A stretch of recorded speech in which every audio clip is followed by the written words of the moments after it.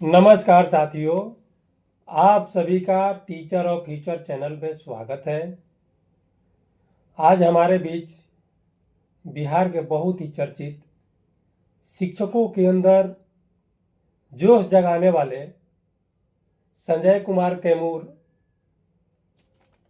हमारे स्टूडियो में आए हुए हैं, जिनसे शिक्षकों के मन में कुछ प्रश्न है जिसका निराकरण हेतु हम सर से जानना चाहेंगे। प्रश्न के संबंध में उनका क्या राय है, आप सभी को अवगत कराएंगे। नमस्कार सर, आपको सबसे पहले हमारे चैनल पे, टीचर और फ्यूचर चैनल पे स्वागत है। नमस्कार, धन्यवाद। आप उस लायक मुझे समझे और आपने मुझे बुलाया, इसके लिए आपको बहुत बहुत धन्यवाद। मेरा सौभाग्य है कि आप लोग मुझे मौका दे रहे हैं। तो आप प्रश्न लेकर आए हैं, आप प्रश्न कीजिए। मैं कोशिश करूंगा कि आपके प्रश्नों का जवाब दे सकूं। ठीक है सर। सर, एक क्वेश्चन है जो मेरा नहीं, क्वेश्चन बिहार के सभी जितने भी नियोजित शिक्षक हैं उनका ये मन में संशय बना हुआ प्रश्न है कि क्या सरकार, बिहार सरकार नियोजन इकाई को समाप्त करने का अधिकार रखती है? ये आपने बहुत ही अच्छा प्रश्न किया है। बिहार सरकार नियोजन इकाई को समाप्त नहीं कर सकती है। देखिए, ये देश संविधान से चलता है, ये राज्य संविधान से चलता है, जुबान से नहीं चलता। जुबान से तो हम कुछ भी बोल सकते हैं, जुबान से तो हम पूरे विश्व के विजेता बन जाएंगे, लेकिन उस जुबान से नहीं चलता है। ये संविधान से देश चलता है। यही लोकतंत्र की खूबसूरती है। और नियोजन इकाई समाप्त नहीं हो सकती है, क्योंकि देखिए क्या है कि कोई नियमावली कोई भी सरकार बना देती है तो उससे कई लोगों के मौलिक अधिकार जुड़ जाते हैं, और जब मौलिक अधिकार जुड़ जाते हैं तो सीधे आप उसको समाप्त नहीं कर सकते हैं। उसके लिए फिर कानून है, बनाने का अधिकार है आपको, लेकिन समाप्त करने का अधिकार नहीं है जब उसमें लोगों के मौलिक अधिकार जुड़ जाएं।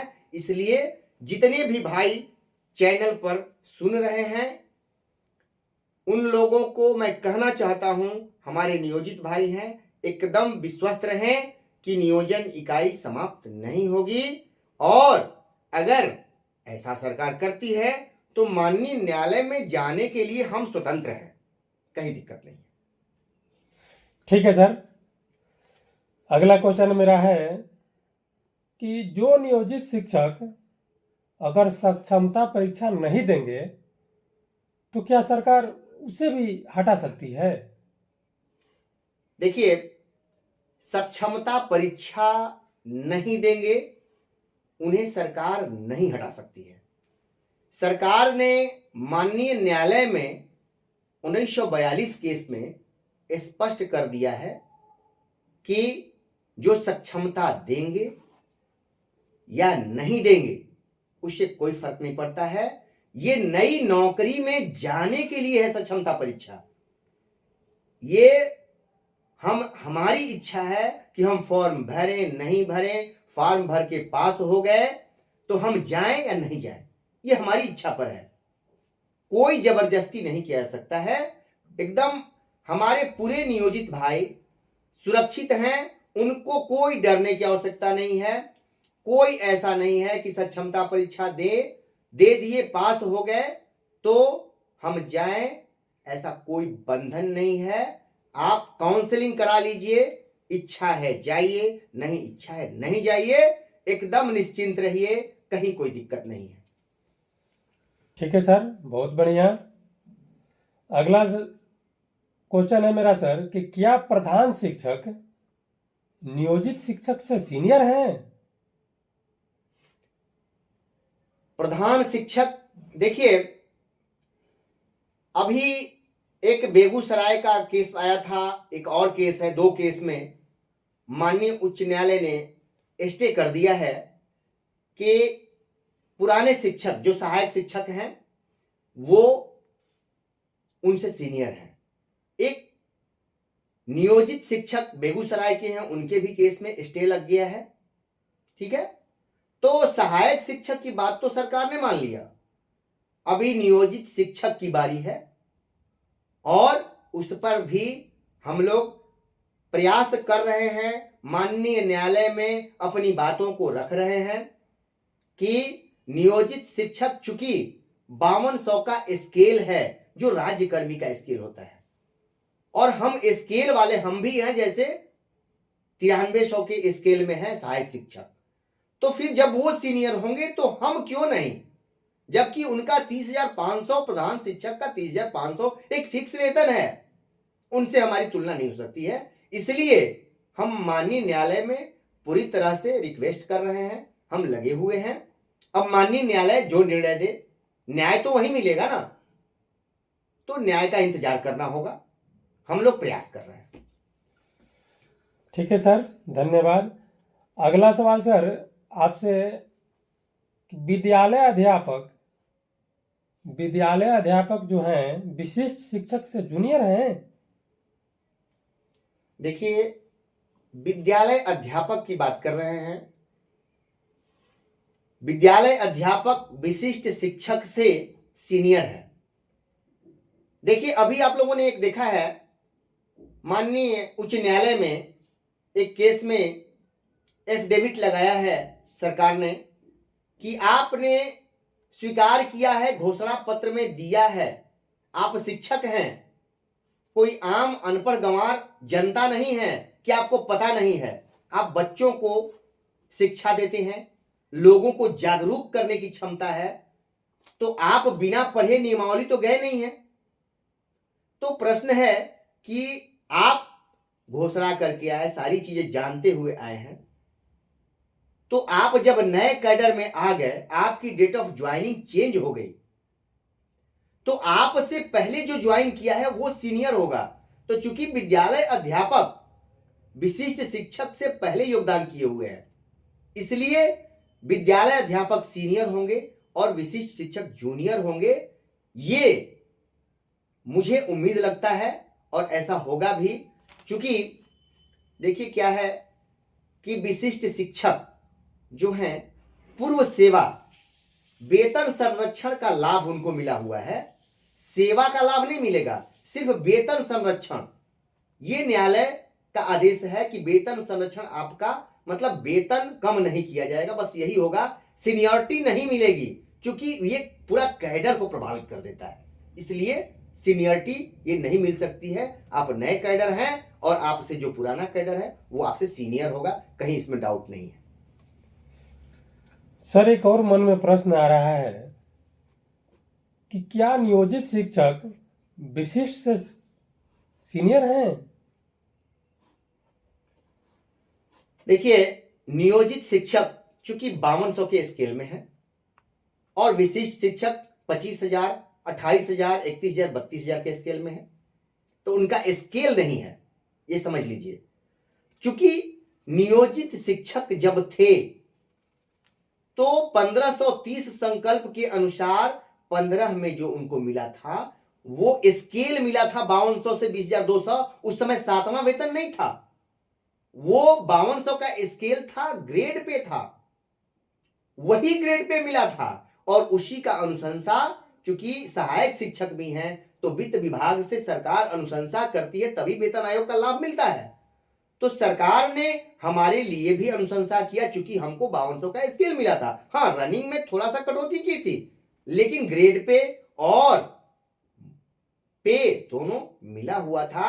इसलिए आप ये जान लीजिए कि नियोजित शिक्षक हमेशा सीनियर रहेगा, मुझे विश्वास है। और ऐसी बाधाएं आएंगी तो माननीय न्यायालय की शरण में हम लोग लगातार जा रहे हैं और माननीय न्यायालय जरूर न्याय करेगा हम लोगों के साथ, हमें विश्वास है। आगे तो संघर्ष करना है, जीवन एक संघर्ष है, इसमें जो है सो कहीं दो राय नहीं है, और बिना संघर्ष के कुछ मिलता नहीं है। तो हमारे नियोजित भाइयों को हम ये मैसेज दे रहे हैं कि आप संघर्ष के लिए तैयार रहें, हम लोग एकदम एक दिन विजय हासिल करेंगे। क्योंकि हम लोग सत्य के रास्ते पर हैं, इसलिए आप लोग निश्चिंत रहें और न्याय होगा। सर, ये बताने का कृपा करें कि 6 से 8 वर्ग में स्नातक 8 वर्ष का प्रमोशन क्या नहीं होगा? हाँ, एक अच्छा प्रश्न आपने किया है, बहुत इस समय चर्चा में है कि 8 वर्ष का प्रमोशन। देखिए, कालबद्ध प्रोन्नति अभी सरकार का फोकस है। 8 वर्ष का प्रमोशन देना होगा, क्योंकि आप जो भी नियमावली में लिख दिए हैं, चाहे वो 12 के नियमावली में, 20 के नियमावली, दोनों में है 8 वर्ष का प्रमोशन, वो देना होगा। आप उससे वंचित नहीं कर सकते हैं, ये जान लीजिए। हाँ, सरकार प्रयास कर रही है कि कम लोग हो जाएं, कम लोग रहेंगे तो प्रमोशन दे, चूंकि विषयवार है, उसमें कम सीटें होती हैं। लेकिन अगर मध्य विद्यालय 40,000 है तो 40,000 विद्यालयों में 6 to 8 के शिक्षक चाहिए। नई शिक्षा नीति में स्पष्ट है कि विषयवार शिक्षक होने चाहिए। तो आप सरकार जो है उन सीटों को, चूंकि नियमावली में है कि आधी सीटें प्रमोशन से, आधी सीटें डायरेक्ट, तो आधी सीटें तो उनको देनी पड़ेंगी। हो सकता है कि सीट अधिक बच जाए, हम लोग नियोजित ही कम बच जाए, ये समस्या है, लेकिन देना तो है। इसके लिए आप लोग निश्चिंत रहिए मेरे नियोजित भाई, 8 वर्ष का भी प्रमोशन मिलना है, इसमें कहीं डाउट नहीं है, मैं विश्वस्त हूं। ठीक है सर। अगला सवाल है मेरा कि सर, नियोजित शिक्षकों को, जो हमारे नियोजित गुरुजी हैं, उनको सरकार क्या ग्रेच्युटी का लाभ देगी? देखिए, ग्रेच्युटी का लाभ ये 120% हम कह देते हैं, 120%, 100% नहीं, 120% ग्रेच्युटी मिलना है। अभी ये जान लीजिए कि ग्रेच्युटी प्राइवेट कंपनी में भी अगर 5 साल काम किए हैं तो आपको ग्रेच्युटी मिलना है। प्राइवेट कंपनियां 4 साल काम करा के फिर नया ज्वाइनिंग करा देती हैं, इसीलिए कि 5 साल हो जाएगा तो ग्रेच्युटी देना पड़ेगा। लेकिन हम लगातार काम करते आ रहे हैं, कहीं हमारे में टूट नहीं है। लेकिन जो लोग विशिष्ट बन गए, नियोजित को छोड़ के चले गए, 20 साल नौकरी किए छोड़ के चले गए, तो उनको पूर्व सेवा का ग्रेच्युटी का लाभ नहीं मिलेगा। उसमें 10 से 12 लाख 15 लाख तक का नुकसान उठाना पड़ेगा जो छोड़ के चले गए, इसमें कहीं डाउट नहीं है। और नियोजित को मिलना है, मैं 120% गारंटी के साथ, जहां मैं कंफर्म रहता हूं, मैं कहीं डाउट नहीं मुझे रहता है कि मिलेगा तो मिलेगा, देना होगा।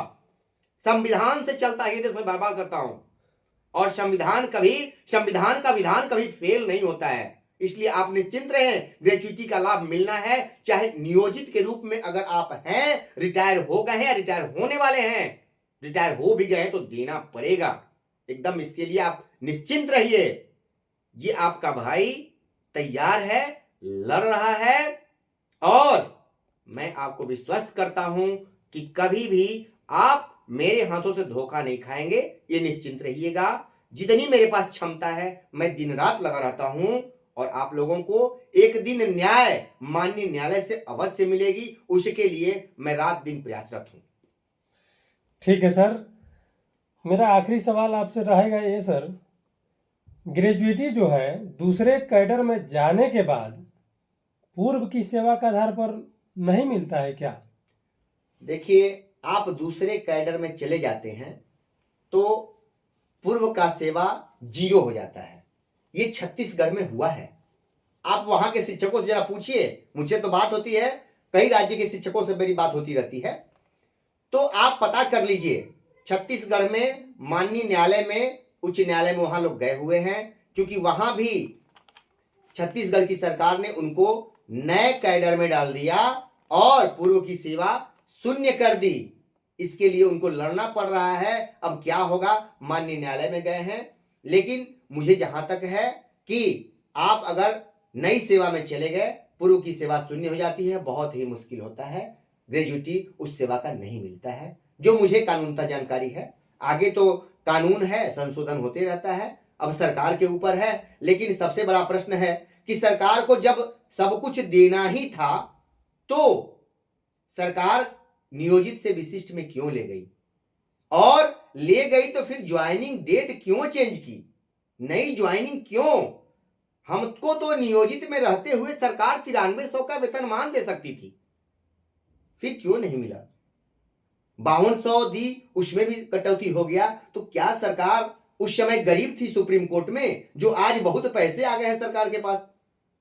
तो सरकार के पास पैसे आ गए तो 9300 दे दे, हमारा सम्मान दे दे। जो पुराने शिक्षकों को समान काम समान वेतन में गए थे और सरकार ने एक झटके में हम लोगों को कही कि मेरे पास पैसे नहीं है। तो सरकार के पास पैसे हैं तो माननीय उच्च न्यायालय, सर्वोच्च न्यायालय में गई थी, उसको हमको समान काम समान वेतन दे दी ना। पैसा हो गया है तो नियोजित में रहते हुए मिल जाएगा, उसमें विशिष्ट में जाने की आवश्यकता नहीं है। इसमें सब कुछ आपको मिल जाएगा। सरकार के पास पावर है कि एनपीएस से लेकर सारी सुविधा नियोजित में ही दे सकती है, कहीं भ्रम नहीं है। बहुत बहुत धन्यवाद सर आपका, आप हमारे चैनल में आए। आशा करते हैं कि जितने भी शिक्षक मित्र, शिक्षक भाई हमारे हैं, उनके सारे प्रश्नों का जवाब मिल गया। और ऐसे ही आप लोग हमारे चैनल से जुड़े रहें, ऐसे ही आपको शिक्षा संबंधी जानकारी मिलती रहेगी। हमारे चैनल को सब्सक्राइब करें और लाइक शेयर करें। आप सभी को पुनः धन्यवाद। ठीक है, नमस्कार।